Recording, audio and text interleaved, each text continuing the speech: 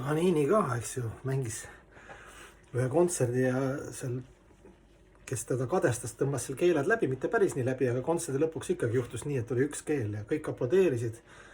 Ja keegi ei saanud nagu arugi, et üks keel, et kui isegi materiaalses maailmas, kui sul on alandlikkus ja jumalaga ühendus ja sul nagu kõik võetakse ära, siis sa ikkagi geniaalselt sooritad oma armastuse triumfi.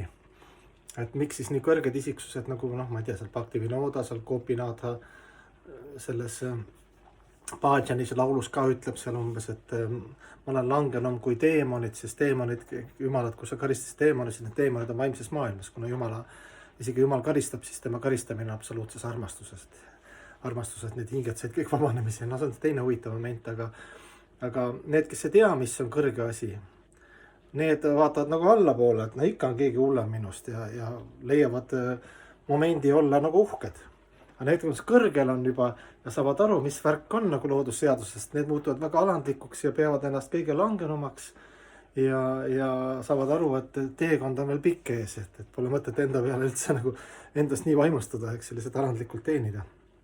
Saad aru, et ükskõik mis kvalifikatsioon sul on, jumala armulikkust on kõik võimalik. Kui sa oled õieti häälestatud, isegi kui sul ei ole siis sellist mingit geniaalseid omadusi, eks ju, või umbes siin särada või nagu materiaalses maailmas me võime siin show'd teha. Seda näha siis nagu pühameeste elulugudes, kui neid uurida dokumentaalselt. Et vahet ei ole, seal mõni pühamees on suur kuningas, mõni on sündinud kuskil paadi all, eks ju, kogu elu, et vahet ei ole, tähtis on nagu omadused ja see ühendus.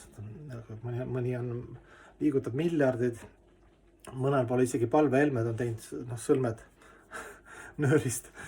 See ei ole üldse nagu see materiaalses maailmas, see nagu ütleme hinge sfääris, see oma mingit tähtsust. See võib olla, võib mitte olla, mõnel rohkem, mõnel vähem, eks ju.